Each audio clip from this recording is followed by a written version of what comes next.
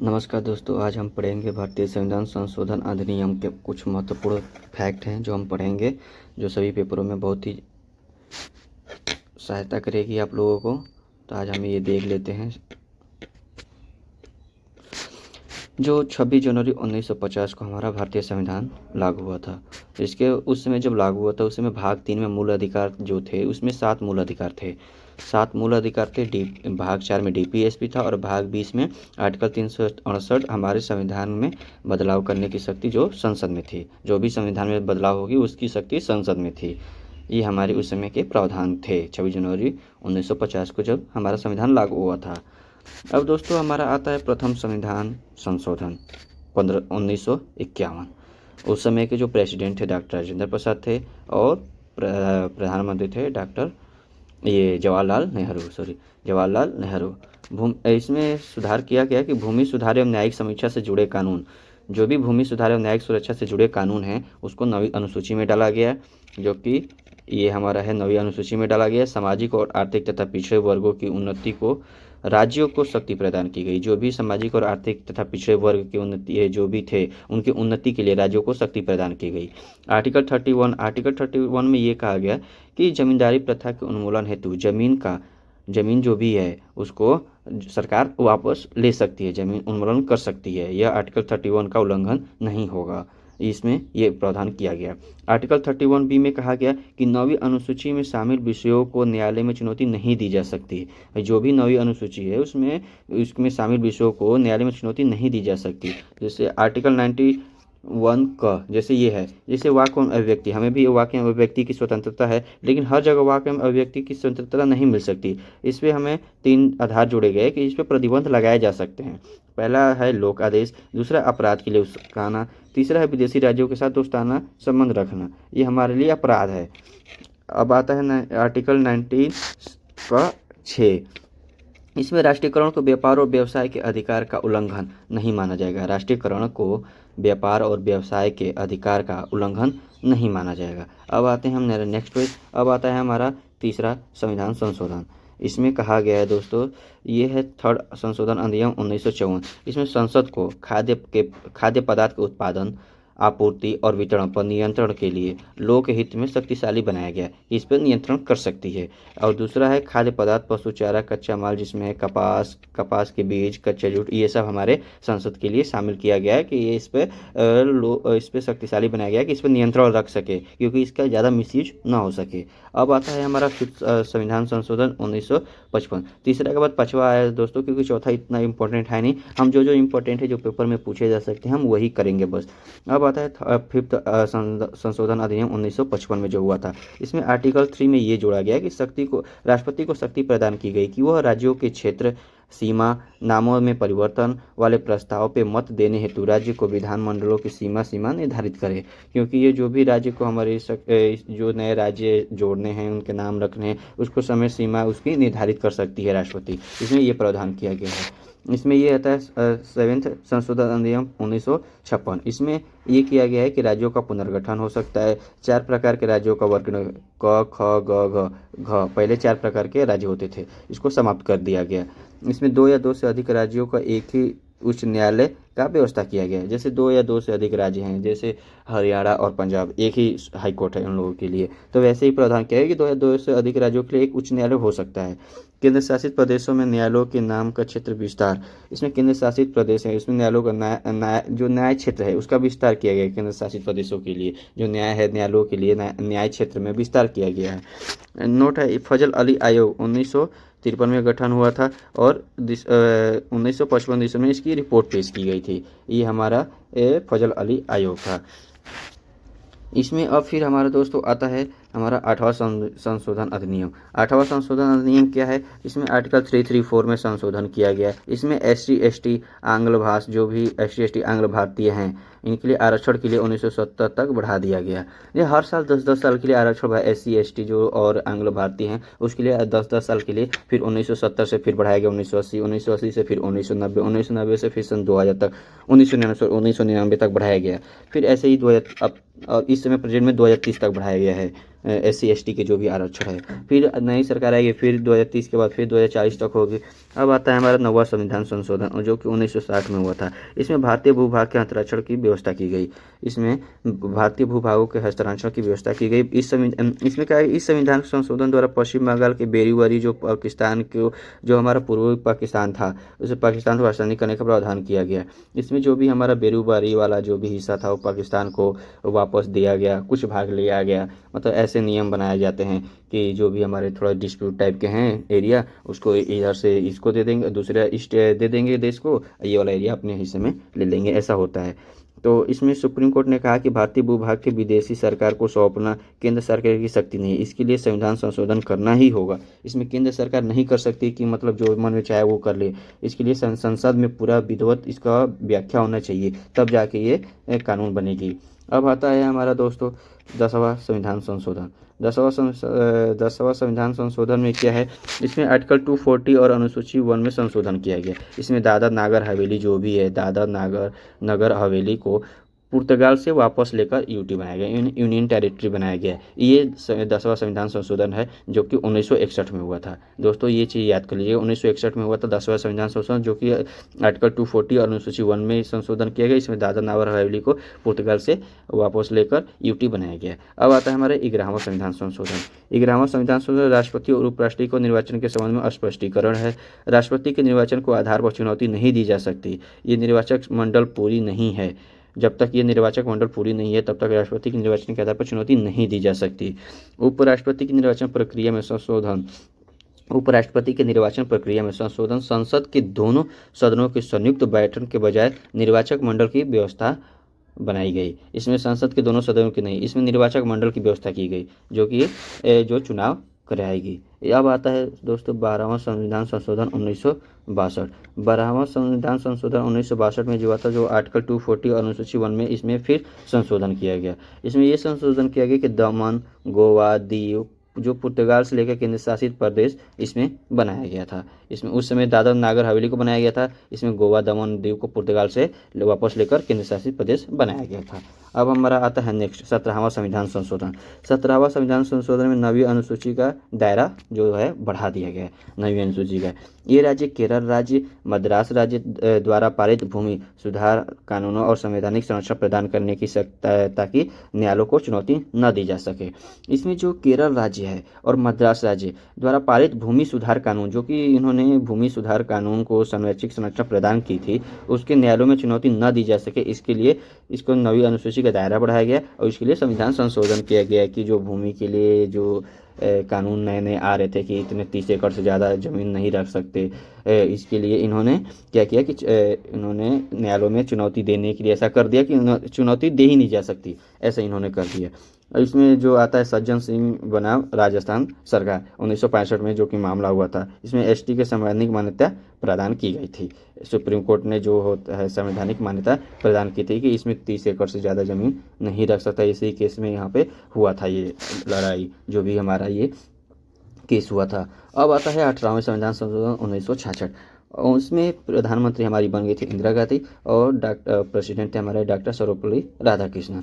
इसमें उसका उद्देश्य इनका था कि केंद्र शासित प्रदेश का पुनर्गठन की शक्ति संसद को सौंपी गई। जो केंद्र शासित प्रदेश है उसका पुनर्गठन शक्ति संसद को सौंप दी गई वापस। आर्टिकल 3 में संशोधन किया गया है कि प्रावधान किया गया कि संसद केंद्र शासित प्रदेशों का भी पुनर्गठन कर सकती है। जो भी संसद है केंद्र शासित प्रदेश का भी पुनर्गठन कर सकती है। अब आते हैं हमारा नेक्स्ट दोस्तों, अब आते हैं 19वां संविधान संशोधन। 19वां संविधान संशोधन 1966। 19वां संविधान 1966 में इन्होंने प्रावधान ये किया गया कि भारतीय चुनाव आयोग से लेकर उच्च न्यायालयों को निर्वाचन संबंधी विवादों को निपटारा करने की शक्ति प्रदान की गई। जो चुनाव आयोग के उच्च न्यायालयों को निर्वाचन संबंधी विवादों को निपटारा की शक्ति प्रदान की गई कि भारतीय चुनाव को जो भी हमारा न्यायालय है यहाँ पे इसको निपटारा करके जल्दी से जल्दी शक्ति प्रदान की गई कि ये ज़्यादा बवाल ना हो। इसमें ये प्रावधान किया गया। मूल संविधान में संसद व राज्य विधानमंडलों के के चुनावों के संबंध में होने वाले विवादों को निपटारा करने की शक्ति भारतीय चुनाव आयोग को दे दी गई। अब यहाँ से विधानमंडलों को, जो हमारा संसद था और राज्य विधानमंडलों को चुनाव आयोग का जो भी था उनको प्रावधान कि ये लोग डिसीजन ले सकते हैं, इसको हटाकर अब सीधे चुनाव आयोग को दे दी गई इसमें, कि चुनाव आयोग अपना खुद करेंगे। इसमें निर्वाचन आयोग की कार्यप्रणाली जो भी कार्यप्रणाली में कार्यपालिका का हस्तक्षेप बढ़ रहा था, इसलिए इसने ऐसा किया, चुनाव आयोग को दे दिया, क्योंकि निर्वाचन आयोग की जो कार्यप्रणाली में जो कार्य होता था उसमें जो कार्यपालिका है वो उसका हस्तक्षेप बढ़ता जा रहा था, इसलिए उन्होंने ये हटा दिया। अब आता है 21वीं संविधान संशोधन 1967। इसमें प्रधानमंत्री थी इंदिरा गांधी और जो प्रेसिडेंट थे डॉक्टर जाकिर हुसैन थे। इसमें सिंधी भाषा को 8वीं अनुसूची में शामिल किया गया। ये हमारा प्रावधान किया गया कि इसमें एक जो था सिंधी भाषा जो हमारी थी इसमें 8वीं अनुसूची में शामिल किया गया। अब आते हैं 29वां संविधान संशोधन 1971। इसमें इंदिरा गांधी प्रधानमंत्री और बीबी गिरी जो राष्ट्रपति थे। आर्टिकल 13 और 368 में संशोधन किया गया। इसमें संशोधन किया गया कि संसद की संविधान संशोधन शक्ति को न्यायिक समीक्षा के दायरे से बाहर रखा गया। जो संसद की संविधान संशोधन है शक्ति, वो न्यायिक समीक्षा के दायरे से बिल्कुल बाहर ही कर दिया गया कि इसमें कोई हस्तक्षेप, न्यायिक समीक्षा की कोई हस्तक्षेप नहीं होगी। संसद मूल अधिकारों सहित संविधान के किसी भी भाग में संशोधन कर सकती है। जैसे इंदिरा गांधी ने अपना पूरा तांडव रूप दिखा दिया इसमें संशोधन करके कि संसद ही सर्वोपरि है। यहाँ पे संसद के मूल अधिकारों सहित संविधान के किसी भी भाग में संशोधन कर सकती है संसद द्वारा। अब नेक्स्ट देखते हैं, संसद द्वारा किसी भी संविधान संशोधन आर्टिकल 13 के अंतर्गत विधि की परिभाषा नहीं आएगा। अब संसद द्वारा ये किया गया कि संविधान के आर्टिकल 13 के अंतर्गत विधि की परिभाषा में नहीं आएगा इस समय। अब नेक्स्ट देते हैं, संविधान संशोधन विधेयक पर राष्ट्रपति अपनी स्वीकृति देने हेतु बाध्य है। इसमें यह भी कहा गया कि संविधान संशोधन विधेयक पर राष्ट्रपति अपनी सहमति देने पे बाध्य ही है, ऐसा कर दिया गया यहाँ पे। अब आते हैं हमारा दोस्तों 25वां संविधान संशोधन। 25वां संविधान संशोधन में क्या है, इसमें आर्टिकल 316 जोड़ा गया। आर्टिकल 316 इसमें जोड़ा गया। आर्टिकल 316 का हो गया दोस्तों, एक मिनट है दोस्तों, हाँ, आर्टिकल 316 इसमें जोड़ा गया। मूल अधिकारों पर डीपीएसपी की वरीयता को सुनिश्चित किया गया। आर्टिकल 339 39C को लागू करने के लिए बनाए गए कानून को अनुच्छेद 14 19 के उल्लंघन के आधार पर किसी न्यायालय में चुनौती नहीं दी जा सकती। और नेक्स्ट है आर्टिकल 39B, समाज के भौतिक संसाधनों को सामूहिक हित में वितरण सुनिश्चित करना था हमारा। अब आर्टिकल 39C में अर्थव्यवस्था का इस प्रकार संचालन करना है कि धन और उत्पादन के साधन सीमित लोगों को हाथ में केंद्रित न हो, ये हमारा किया गया 39C में। अब आते हैं हमारा 26वां संविधान संशोधन अधिनियम 1971। इसमें आते हैं देशी राज्यों के भूतपूर्व नरेशों को विशेषाधिकार का तथा प्रीवर्ष की सुविधा को समाप्त किया गया। इसमें जो देशी रियासत थी, जो पहले के देशी नरेश राजा होते थे, उनको एक विशेष प्रकार की सुविधा मिलती थी, वो इसमें समाप्त कर दिया गया। क्योंकि ये बार बार जो भी कानून बनता था इसमें ये बार बार हस्तक्षेप करते थे कि ऐसे हो गया वैसे हो गया, तो इन्होंने इंदिरा गांधी ने क्या किया, इसको ही समाप्त, विशेष अधिकार को ही समाप्त करना रहेगा ना कुछ करोगे तुम लोग, इसलिए इसको समाप्त ही कर दिया गया। आर्टिकल 291 आर्टिकल 362 के अंतर्गत पटेल ने विशेषाधिकार कर दिया, विशेषाधिकार कर दिया गया जब ये अधिकार खत्म हो गए थे। इन्होंने जो हमारा ये जो विशेष अधिकार जो इनके पास थे वो पटेल साहब ने दी थी इनको, अब ये खत्म हो गए। अब आता है 33वां संविधान संशोधन 1974। इसमें आर्टिकल 101 और 190 के में संशोधन हुआ है। केशवानंद भारती जो भी थे बनाम केरल राज्य, 24 अप्रैल 1973 को 13 राज्यों का बेंच बैठा था, जो कि 7:6 के अनुपात में हुआ था, जो कि इनके पक्ष में इनका हुआ था। ये संविधान संशोधन में नहीं है, इन्होंने इस डेट को 1973 में ही इनका सुनवाई हुआ था। अब आते हैं संशोधन क्या हुआ था। संशोधन ये होता है कि सांसदों एवं विधायकों के त्यागपत्र को स्वीकार करने के संबंध में पीठासीन अधिकारियों को शक्ति प्रदान की गई। इसमें शक्ति प्रदान ये की गई कि अब कोई भी विधायक या सांसद त्यागपत्र दे रहा है तो उसको जो पीठासीन अधिकारी है उसको जांच पड़ताल करेगी कि कहीं वो दबाव में तो नहीं, किसी मानसिक स्थिति, किसी के कुछ कहने पे या दबाव में, ऐसी कोई दबाव में तो नहीं कह रहा है, ऐसा कुछ इसमें प्रावधान किया गया था। संसद और राज्य विधानमंडल के सदस्यों के त्यागपत्र सभापति केवल तभी स्वीकार करेगा जब वह वास्तव में आश्वस्त हो जाए कि वह किसी दबाव में आकर नहीं दी जा रही है, तभी जाके ये होगा दोस्तों। अब आते हैं हमारा 35वां संविधान संशोधन 1974। इसमें ये व्यवस्था की गई कि सिक्किम को संरक्षित राज्य का दर्जा प्रदान किया गया, जो इसमें शिक्षित ऐसा जो सिक्किम था हमारे देश में शामिल हुआ था, उसमें 10वीं अनुसूची के संविधान में जोड़ा गया था, अनुसूची के संविधान में जोड़ा गया था इसमें, और सिक्किम को संरक्षित राज्य का दर्जा दिया गया था। फिर इसके बाद 36वां संविधान संशोधन होता है 1975, एक साल बाद।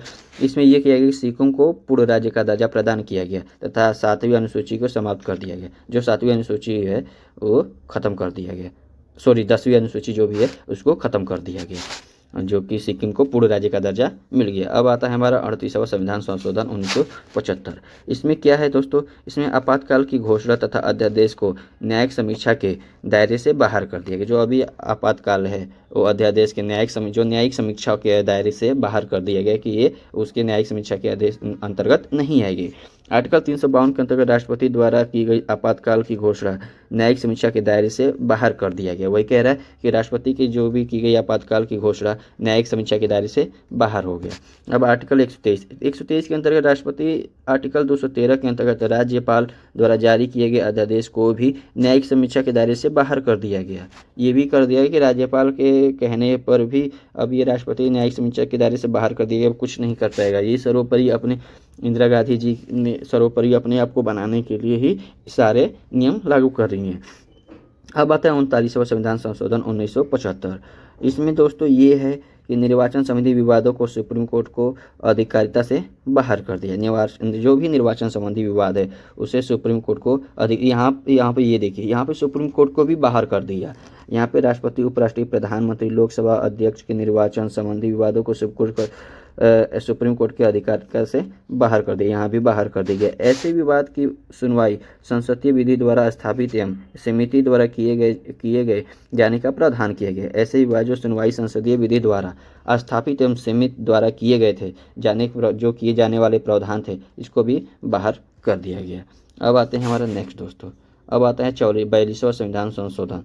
ये दोस्तों ये सबसे महत्वपूर्ण है। इसमें इंदिरा गांधी प्रधानमंत्री थी और प्रेसिडेंट थे हमारे फरुखुद्दीन अली।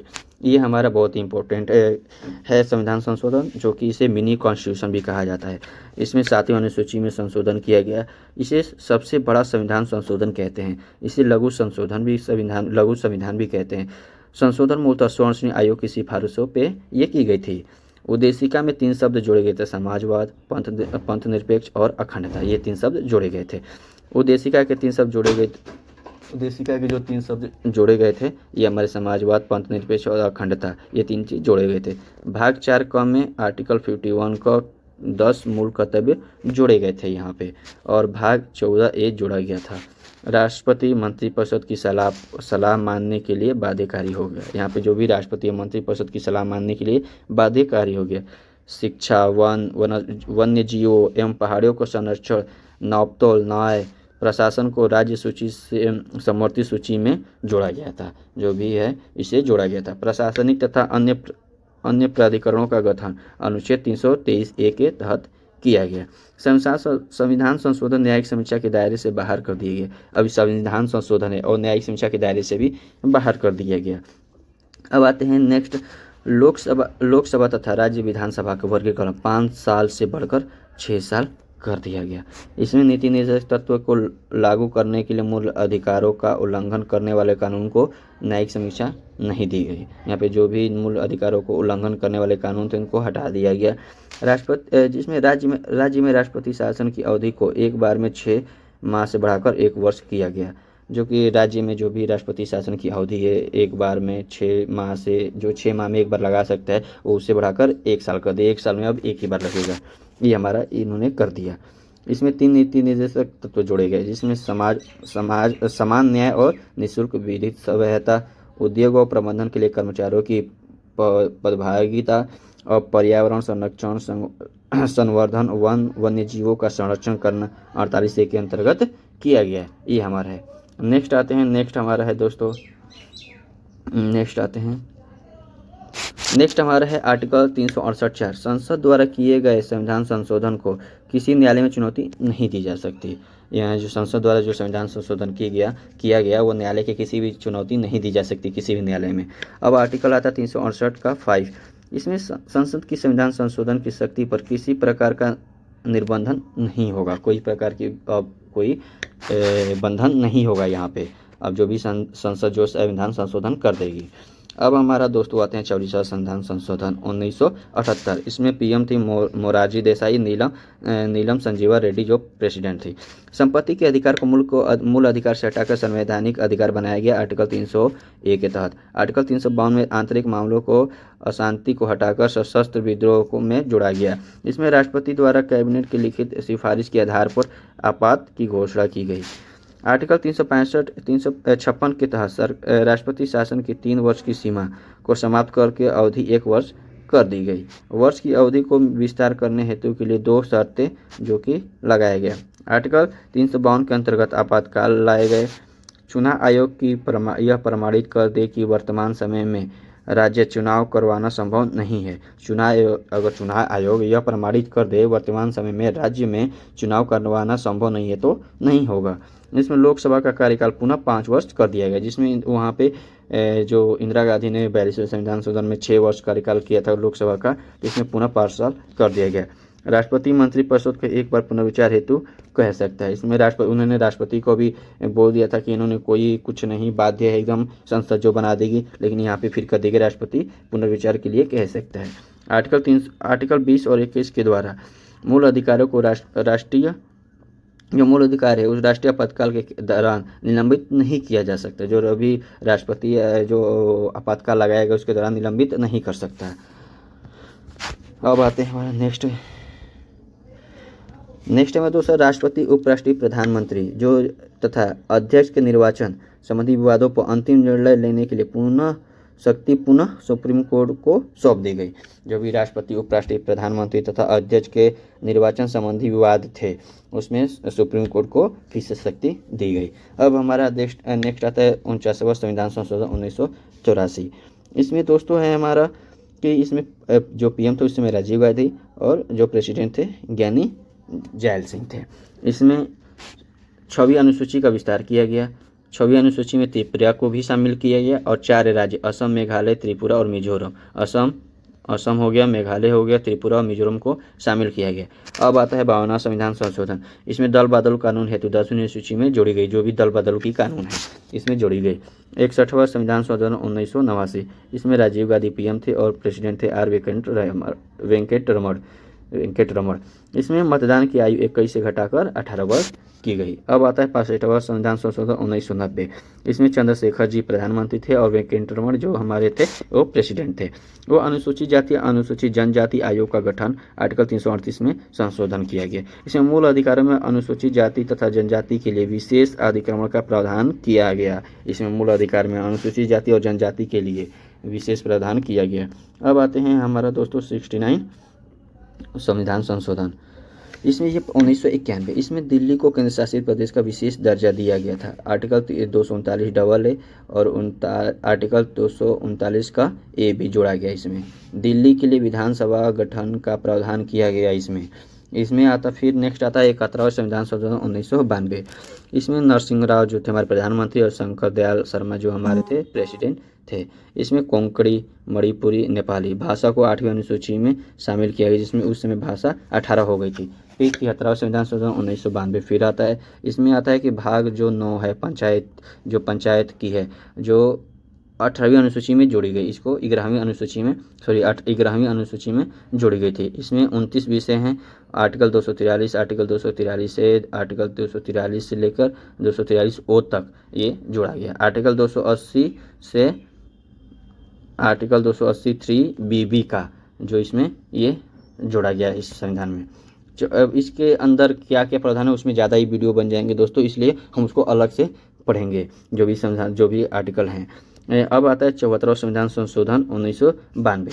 इसमें ये भाग 9 का क है। इसमें नगर पालिकाएं के बारे में अनुसूची में जोड़े गए। इसमें 18 विषय हैं और आर्टिकल 243 डब्ल्यू तक इसमें जोड़े गए हैं प्रावधान। इसमें आर्टिकल 243 पी से 243 पी से 243 जेड जी तक इसमें जोड़ा गया।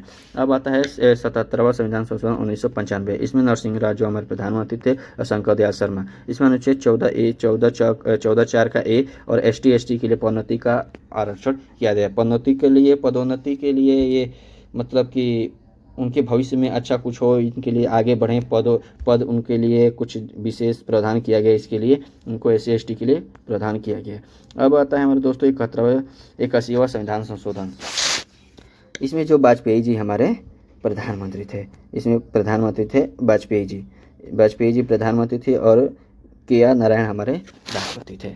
इसमें बैकलॉग वैकेंसी नियम अपनाए गए। बैकलॉग वैकेंसी नियम क्या होती है दोस्तों? बैकलॉग होती है कि जो हमारे जो वैकेंसी है, जो अगले साल, जो पिछले साल हमारी खाली रह गई थी और नेक्स्ट वैकेंसी है जी, उसको जोड़ के आगे वैकेंसी को दिया जाए, इसको बैकलॉग वैकेंसी कहते हैं, जो कि आर्टिकल 16 का 4B है ये दोस्तों। आता है फिर खाली पड़ी हुई आरक्षित सीटों को अगले वर्ष भरने की व्यवस्था की जाए। वही होती है सर, वही होती है दोस्तों, अभी जो बताया कि अगले वर्ष भरने की व्यवस्था की जाए अगले वर्ष। अब आता है 24वां संविधान संशोधन सन 2001। इसमें लोकसभा, राज्य विधानसभा की सीटों का पुनर्निर्धारण 2026 तक के लिए बढ़ा दिया गया। जो भी पुनर्निर्धारण जो राज्यसभा की सीटों का पुनर्निर्धारण किया गया है 2026 तक के लिए बढ़ा दिया गया। 2026 के बाद फिर इस पे उसके सीटों के लिए बात होगी। अब जनसंख्या को नियंत्रित करने के लिए उपायों को प्रोत्साहित करने के हेतु ये कार्य किया गया। जनसंख्या जो नियंत्रण करने के लिए उपाय हैं उसको प्रोत्साहित करने के लिए इसमें बोला गया है। अब आता है 86वें संविधान संशोधन 2002। इसमें वाजपेयी जी प्रधानमंत्री थे और कलाम साहब हमारे आ गए थे प्रेसिडेंट। इसमें जो 21A जो था शिक्षा का मूल अधिकार इसमें किया गया कि जो शिक्षा का है, जो शिक्षा है वो मूल अधिकार है।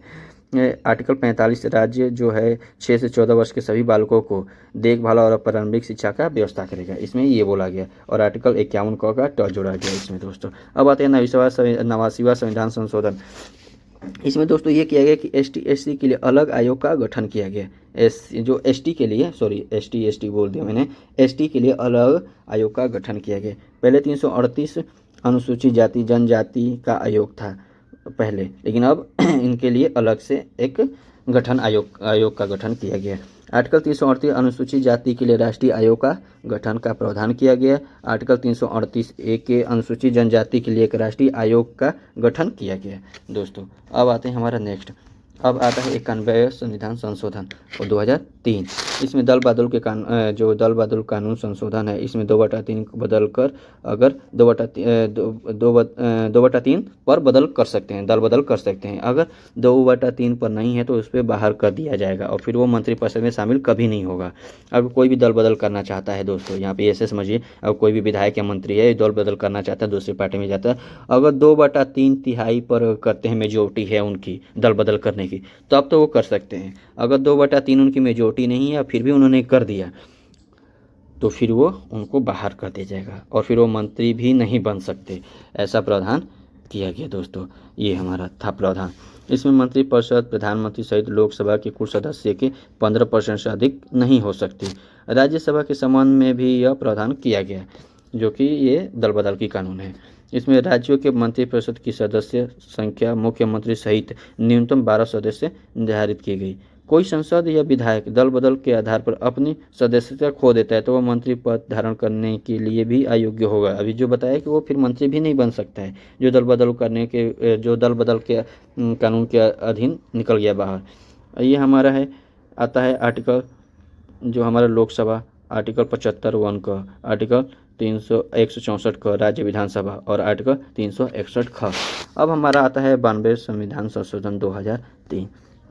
इसमें 8वीं अनुसूची में बोडो, डोगरी, मैथिली, सैंथली भाषा को जोड़ी गई, जिसमें अब भाषा हमारी टोटल हो गई 22। यहाँ पे हमारी 22 भाषा हो गई। यहाँ पे 18 पहले हो गई थी, 4 अभी जोड़ दिया गया, 18 4 22 भाषा हमारी हो गई। अब आता है 93वां संविधान संशोधन 2005। इसमें प्रधानमंत्री थे मनमोहन सिंह और जो प्रेसिडेंट थे हमारे कलाम साहब थे। इसमें आर्टिकल 15(5) जो भी है, जो आर्टिकल 15(5) का जो हमारा आर्टिकल है, इसमें राज्य सरकारी एवं प्राइवेट स्कूलों को SC ST OBC बच्चों के लिए प्रवेश के लिए आरक्षण प्रावधान कर सकता है। जो भी सरकारी स्कूल है इसमें प्रावधान कर सकता है इसमें आरक्षण के लिए। यह प्रावधान अल्पसंख्यकों द्वारा स्थापित स्कूलों पर भी लागू नहीं होगा। यह प्रावधान अल्पसंख्यकों द्वारा स्थापित स्कूलों के संबंध लागू नहीं होगा। जो अल्पसंख्यक स्कूल भी इस पर लागू नहीं हो सकता है इस पर। अब आता है हमारा नेक्स्ट 95वां संविधान संशोधन। हम बहुत ही करीब हैं, बस हो ही गया, बस लास्ट बचाइए दोस्तों। अब आता है 95वां संविधान संशोधन 2009। इसमें 334 आर्टिकल में संशोधन कर 60 साल को 70 साल कर दिया गया, जिसमें SC ST के लिए है। अब तो धीरे धीरे जैसे स्टार्ट हुआ था 1950 से 1960, 10 साल के लिए, फिर 1960 से 1970, सॉरी 1970, फिर 1970 से 1980, 1980 से 1990 के लिए, ऐसे 10-10 साल के लिए बढ़ाया जा रहा है। तो 10-10 साल के लिए दोस्तों बढ़ाया जाए तो हमारा ये हमारा हो गया 10 कितना 60 से 70 साल हो गया, हमारा 70 साल हो गया। अब ये फिर 2030 है, इसमें 2025 चल रहा है, तो अब 2030 तक बढ़ाया गया है, फिर 2030 में फिर 10 साल के लिए बढ़ाया जाएगा। अब हमारा आता है SC 96वां संविधान संशोधन। 96 संविधान संशोधन 2011 में किया गया। इसमें 8वीं अनुसूची में संशोधन कर ओरिया भाषा को ओडिया किया गया, इसमें ORIYA, इसमें ODIA किया गया। अब आता है 97वें संविधान संशोधन 2011। इसमें प्रधानमंत्री मनमोहन सिंह थे और जो प्रेसिडेंट हमारी प्रतिभा देवी सिंह पटेल थी। इसमें कार्यकारी समिति के संबंध में प्रावधान किया गया, कार्यकारी जो समिति है उनके संबंध में प्रावधान किया गया। इसमें भाग 9B जोड़ा गया। इसमें सहकारी समितियों के गठन को आर्टिकल 19 के तहत मूल अधिकार घोषित किए गए। आर्टिकल 243 ZH से ZT तक जोड़ा गया। आर्टिकल 43 ख राज्य सहकारी समितियों का गठन तथा उनके निवास उसके विकास के लिए प्रयास करेगा। जो भी राज्य सहकारी समितियां हैं और उनके गठन किया गया है कि उनके विकास के लिए प्रयास करेगी। इसमें आर्टिकल 1C कोऑपरेटिव सोसाइटी शब्द जोड़ा गया इसमें। अब आते हैं 99वें संविधान संशोधन 2024। इसमें मोदी जी अब आ जाते हैं हमारे प्रियम, और प्रणब मुखर्जी हमारे जो कि राष्ट्रपति हैं। इसमें राष्ट्रपति न्यायिक नियुक्ति आयोग का गठन का प्रावधान किया गया। इसमें 124(2) में संविधान संशोधन सुप्रीम कोर्ट और हाई कोर्ट के न्यायाधीशों को नियुक्ति के संबंध में राष्ट्रीय न्यायिक अनुनियुक्ति आयोग के गठन का प्रावधान किया गया। अब हमारा आता है नेक्स्ट। इसमें अभी देखिए दोस्तों यहाँ पे क्या होता है, जो इन्होंने लागू नियम किया, जो कि सुप्रीम कोर्ट ने स्वतः संज्ञात लेते हुए इस संशोधन को मूल ढांचे के उल्लंघन के आधार पर शून्य घोषित कर दिया, यानी अमान्य कर दिया, इनको खारिज कर दिया। अब इसमें 124A, 124B, 124C को जोड़ा गया था। The amendment is the two quashed by Supreme Court on December 16, 2015 को इन्होंने खारिज कर दिया कि जो भी इन्होंने यहाँ पे प्रावधान किया था कि इन पे सुप्रीम कोर्ट और हाई कोर्ट के जो भी था हमारा सुप्रीम कोर्ट और हाई कोर्ट के न्यायिक न्यायाधीशों की नियुक्ति के संबंध में राष्ट्रीय न्यायिक नियुक्ति आयोग के गठन का प्रावधान किया गया। यहाँ पे इन्होंने क्या किया कि इन्होंने अमान्य घोषित कर दिया। अब हमारा आता है आगवा नेक्स्ट दोस्तों। इसमें 100वां संविधान आता है। अब 100वें पे पहुंच गए हैं दोस्तों, बस लास्ट बचा है, 4 और संशोधन है, बस खत्म ही है। इसमें बांग्लादेश और भारत के बीच भूमि सीमा समझौता को लागू करने हेतु प्रावधान किया गया कि जो भी बीच की भूमि समझौता है इसको लेके लेन देन करके इधर से समझौता कर लेंगे। इसके लिए प्रथम अनुसूची में 4 राज्य असम, पश्चिम बंगाल, मेघालय, त्रिपुरा से संबंधित प्रावधानों को संशोधित किया गया। अब आते हैं 101वां संविधान संशोधन जो कि 2016 में हुआ था। इसमें GST लागू किए गए, सभी अप्रत्यक्ष कर समाप्त कर दिया गया, वस्तु एवं सेवा कर अपील अधिकरण किया गया। आर्टिकल 279A को GST काउंसिल हुआ और इनपुट टैक्स क्रेडिट हुआ। यहाँ पे अब आते हैं नेक्स्ट 102वां संविधान संशोधन 2018। इसमें प्रधानमंत्री थे मोदी और जो हमारे प्रेसिडेंट थे कोविंद साहब आ गए थे। राष्ट्रीय पिछड़ा वर्ग आयोग के संवैधानिक दर्जा दिया गया। आर्टिकल 338 भी राष्ट्रीय पिछड़ा वर्ग आयोग का गठन किया गया। अध्यक्ष प्लस उपाध्यक्ष प्लस 3 सदस्य यहाँ पे रह सकते हैं। सेवा शर्तें राष्ट्रपति द्वारा निर्धारित, जो सेवा शर्तें हैं राष्ट्रपति द्वारा ही निर्धारित होगी। यहाँ पे ये प्रावधान किया गया। आयोग अपनी कार्य करने की प्रक्रिया स्वयं करेगा, जो आयोग है अपनी कार्य करने की प्रक्रिया स्वयं करेगा। यहाँ पे कोई हस्तक्षेप किसी का नहीं होगा। अब इसमें नेक्स्ट है, इसमें आता है आर्टिकल 342 भी, जो कि राष्ट्रपति को किसी जाति, सामाजिक और शैक्षणिक आधार पर पिछड़ा घोषित करने की शक्ति दी गई। यहाँ पे कि किसी को भी घोषित कर सकते हैं, जाति को और सामाजिक और शैक्षणिक आधार पर पिछड़ा घोषित करने की शक्ति दी गई राष्ट्रपति को।